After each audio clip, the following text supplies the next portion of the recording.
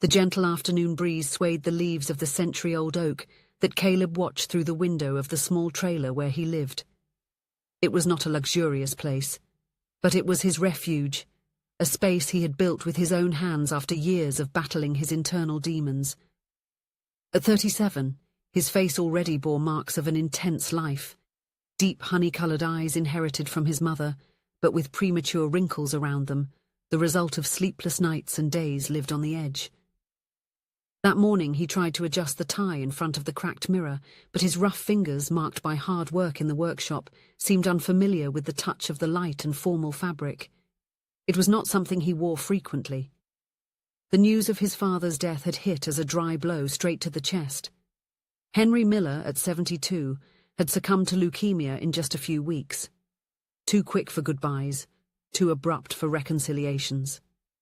Between them there had been a void, a dense silence, full of swallowed words and gestures never made, that now, with death, became definitive. Caleb had grown up in a house where rules were clear as crystal. Henry, a decorated veteran who had returned home with more honours than words, was a man of rigid principles and few displays of affection. "A real man stays silent," he used to say, while adjusting his military posture even at the dinner table in the rare moments when the family gathered. Thomas, the firstborn, followed the expected path. Brilliant from a young age, with exemplary grades and impeccable behaviour, he graduated in medicine from an elite university, completed his residency with distinction, and married Catherine, the daughter of a respected judge. Every Sunday, he appeared at his parents' house with his wife and two perfectly dressed children, a living demonstration of what it meant to do everything right. Rebecca, 3 years younger than Thomas, was also a source of pride. Intelligent and determined, she built a solid career in the banking sector. She started as an intern, and in less than 10 years held an executive position. Her elegant apartment in the city centre and her imported car were symbols of the success Henry so cherished. Then came Caleb, the youngest, the different one, the one who never fit in. Since childhood, Caleb felt everything too intensely. He would cry when he saw an injured animal, explode with frustration when he couldn't fix something, and laugh too loudly during the rare times when something amused him in the heavy atmosphere of the Miller household. Too sensitive for his own good, his mother Martha said in rare moments of confidence, her gaze always split between worry and an affection she never knew how to express adequately. At 16, he discovered that the numbing sensation of alcohol dulled the pain of not fitting in. At 19, after driving drunk and crashing into a tree, he spent his first night in jail.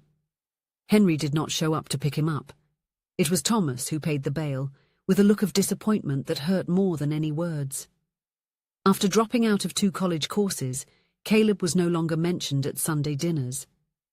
He slept on friends' couches for almost 2 years, trading temporary jobs for nights of drinking and, eventually, harder drugs. He slept in shelters when no couches were available, spent nights in train stations when even the shelters wouldn't take him. "A lost burden," Thomas once declared when the mother tried to mention Caleb's name during a birthday. The phrase sealed the fate of the youngest of the Millers. He became a ghost in his own family. But something in Caleb, perhaps the same intensity that had destroyed him, also saved him. At 30, after a particularly brutal night where he barely survived an overdose, he used the little money he had to admit himself to a modest rehabilitation clinic on the outskirts of the city. It was not a sophisticated place, nothing compared to the private clinics that Thomas could recommend, but it was there, among peeling walls and sincere therapy groups, that Caleb finally faced his demons. He came out clean, determined, alone but for the first time feeling strong in his solitude.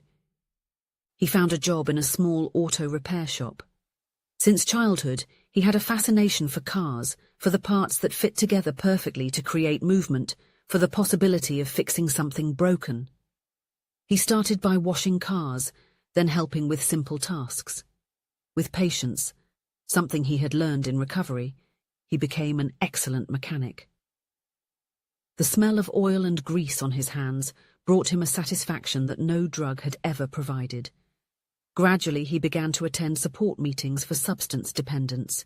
He didn't speak much. In that way, perhaps he was similar to his father, but his silent presence and story of rebuilding inspired others. On Saturday mornings, he volunteered to teach basic mechanics to young people in recovery, demonstrating that hands once shaking in search of drugs could create, repair, transform. He remained sober for 7 years. His trailer was simple but clean and organized. He had a small collection of books on mechanics, some plants he tended with meticulous care, and an old photograph, him at 7 years old, smiling next to a car his father was fixing. It was the only picture of Henry he kept. When he learned of his father's illness, fear and pride paralyzed him. He tried to visit, but always found excuses to delay. Until one day, he finally summoned the courage. The hospital room was cold and impersonal. Henry was asleep, connected to machines beeping at regular intervals. His body, once robust and imposing, seemed to have shrunk, weakened by illness. Caleb stood by the bedside for half an hour, watching his father breathe with difficulty. He wanted to hold his hand, to say he missed him, to say he had changed, to hope he was proud now.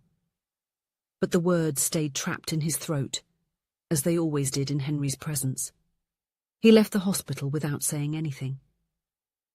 3 days later, he received a call from Bernice, the housekeeper who had been working for the Millers for more than 30 years. "Your father passed away this morning, Caleb. The funeral will be tomorrow at 10. At the funeral, Caleb wore the only dress shirt he owned, slightly faded at the sleeves from so much washing.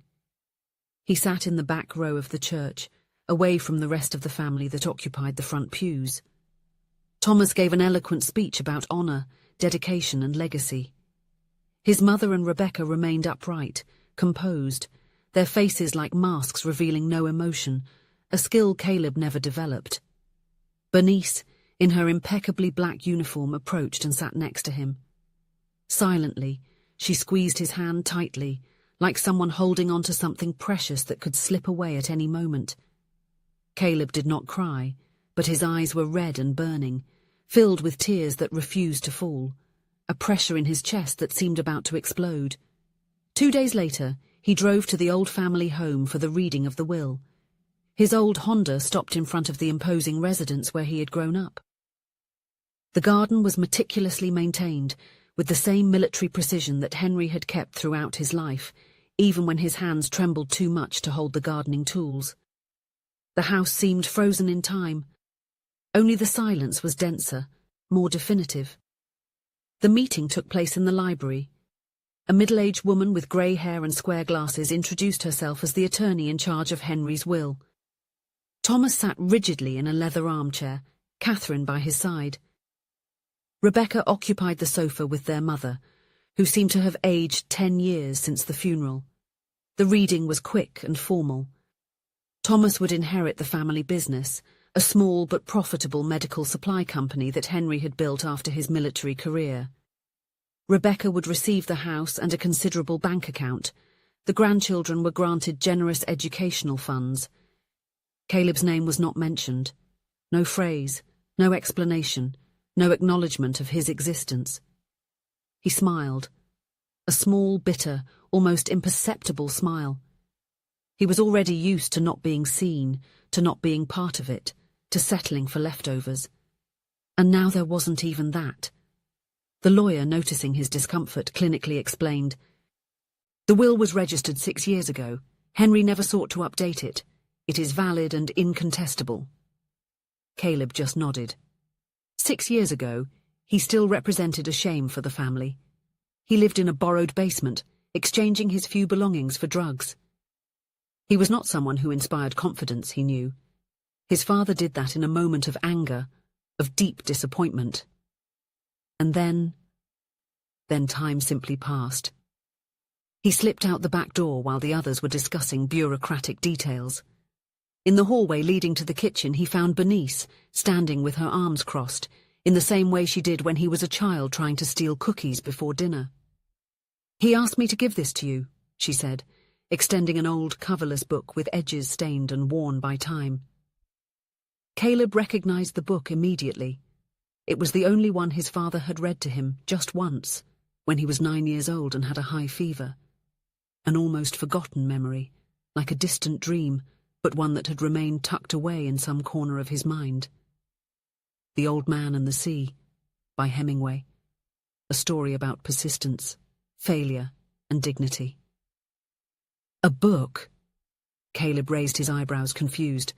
Check the last page, replied Bernice, with an enigmatic spark in her tired eyes. With slightly trembling fingers, Caleb slowly flipped through until he found a letter taped with aged adhesive on the last page of the book. The handwriting was unmistakable, square and firm. Henry's handwriting. Caleb, I made choices I regret. Anger at seeing you sink. Anger at not knowing how to reach you. I hope you like this gift. The key is with Bernice. Father. Caleb looked at Bernice, confusion etched across his face. She just nodded, as if confirming an unasked question, and pulled a key with a simple leather keychain from the pocket of her apron. She placed it in his hand gently, as if handing over something sacred. He bought the land and a shed 6 months ago. Started setting up a workshop for you. Bought tools, had everything installed, painted the walls. He said one day he would call you, make a surprise, but he got sick, and too quickly. Why didn't you tell me? Caleb murmured, his voice faltering, a knot forming in his throat. Because Henry didn't know how to apologize, she replied, with the wisdom of someone who had known the man for decades. Not even when he wanted to. Bernice told him that Henry never had the courage to get close to his son, but from afar, he silently followed him. He knew where he worked as a mechanic and was aware of small details of his routine. In a surge of contained affection, he decided to give him a gift. Caleb was left speechless. A flood of emotions overwhelmed his chest, and he spent the night sleepless, thinking about everything, about the unspoken words. The next morning, Caleb drove to the address written on the letter. It was a remote industrial area, with small warehouses and workshops lined up on wide streets. The building was simple, with grey walls and a discreet facade. As he turned the key in the lock and opened the door, he felt something strange forming in his chest, a mixture of longing, anger, and a strange form of love that he had never known how to name. The workshop was fully equipped. Workbenches meticulously organized, tools lined up like in a catalogue, boxes of labelled parts, new uniforms hanging in an iron cabinet. On a desk in the corner, he found a folder with documents, deed, licenses, paid bills, all in his name. In the far corner there was a framed photograph, the same one he kept in his trailer, only larger, restored, and protected by glass. It was him and his father, in that old moment. Caleb at 7 years old, dirty with grease, with a crooked smile of childlike satisfaction. Henry in the background, looking at him with an expression Caleb had never noticed before. A subtle, restrained pride, the kind that had never been verbalized during his lifetime. Caleb sat on the cold floor of the workshop. Silence enveloped him like a heavy blanket. He stayed there for hours, listening to the echo of his own thoughts, the painful and sweet memories intertwining. For the first time he understood that his father had tried to reach out to him. Not in the right way, perhaps too late, but he had tried. It made him cry, tears came uncontrollably. The workshop was not just a material inheritance, it was a silent apology, a belated acknowledgement. An I see you that was never spoken aloud. It was Henry's way, without words, without fanfare, without celebration, a gesture when words failed. In the following weeks, Caleb dedicated himself to preparing the workshop for opening. He cleaned every corner, organized every tool, checked every piece of equipment.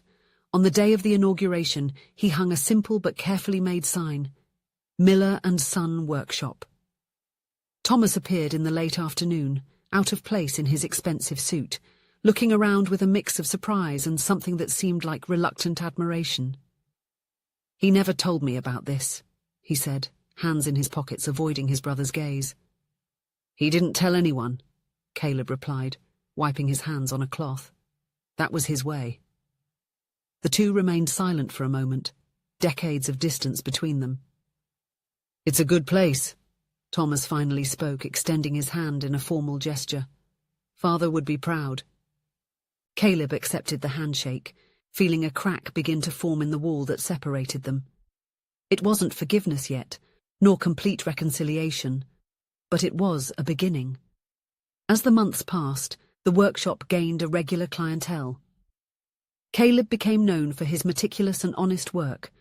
On Saturdays, he opened the doors to young people in recovery, teaching them not only mechanics, but also offering a space where they could rebuild confidence in themselves, just as he once did.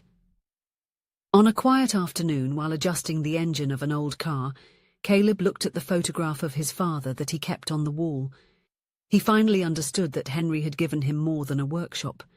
He had given him a chance to start over, to heal, to build something lasting from the broken fragments. And this, Caleb realized, was the true inheritance. The understanding that not every apology comes with words. Sometimes it comes with a key, a chance, an open door to something new, and it is up to us to have the courage to walk through it. That night, as he closed the workshop, Caleb paused for a moment to look at the sign, "Miller and Son," illuminated under the dim streetlight. He smiled, not the bitter smile of the funeral, but a smile of peace, of someone who had finally found his place. The place that his father, in his complex silence, had helped to build for him.